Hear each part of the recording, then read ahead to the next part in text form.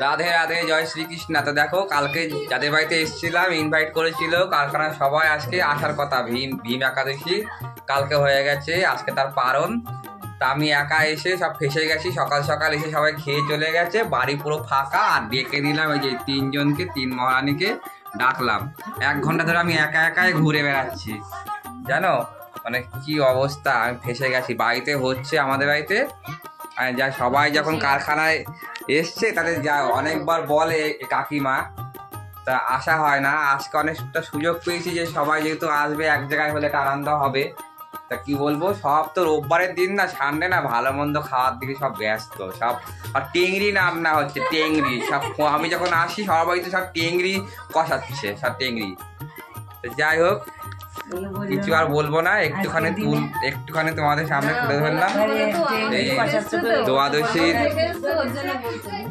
দ্বাদশীর ভোগ পাওয়া খুবই ভাগ্যবানের ব্যাপার। আমার বাড়িতেও হচ্ছে, যা ঠিক আছে। কাকিমার বাড়িতে এলাম অনেকদিন পরে। কাকিমার মেয়েটা ওই যে ওখানে লুকিয়ে কাকিমার মেয়েটা লুকিয়ে ওখানে দেখছে, উঠতে চায় না, পালিয়েছে। বলো, যার বাড়িতে এসছি সে যদি সামনে ক্যামেরার সামনে না আসে তাহলে বলো ঠিক নাকি? কি সুন্দর ঠাকুর দেখো, অসাধারণ লাগছে। গোপাল ভাই আমার,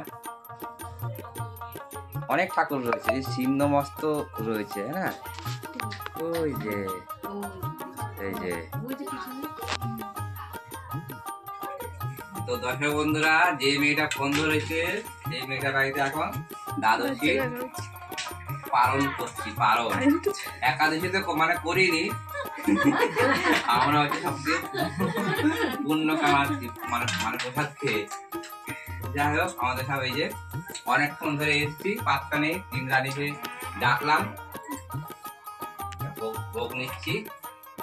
বিশেষ কিছু আর বলবো না, আমার খুব রাগ হচ্ছে, মাথা এখন টনটন করছে। আর মুটি মাছিটা ফেলে মানে হাঁটা মারলো, যা আবার পেলাম ফেলে হাঁটা মারলো। মুটি এসেছিল, চলে গেছে। এত তাড়াতাড়ি চলে গেল।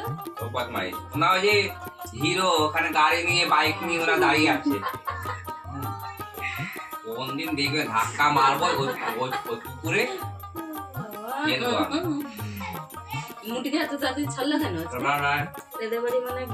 দেখো, দ্বাদশী খাওয়া দাওয়া হওয়ার পরে এই বাড়িতে এসছে, আর এই বাড়িতে এরা শাক পাতা তুলছে কত। দেখো, টমেটো দিচ্ছে, শাক দিচ্ছে, চম্পালানো উঠাইতেছে। এই যে দেখো কি সুন্দর সুন্দর টমেটো হয়েছে গাছে, দেখতে কত ভালো লাগে। আর ওই মহিলাটা কি করছে, রান্না বান্না করেছে, আর এক বাড়িতে রান্না বান্না করতে যাবে, উনি উঠাচ্ছে। যা একটু ঘুমাও, ঘুমাই নাও। আজকে খেতে সবজি এরাই মনে হয় সব নিয়ে চলে যাবে, আর ইনভাইট করবে না। আর কিন্তু ইনভাইট করবে না এরা, বলে দিলাম। বলবে এদের ইনভাইট করা মানে সমস্ত কিছু চলে যাবে।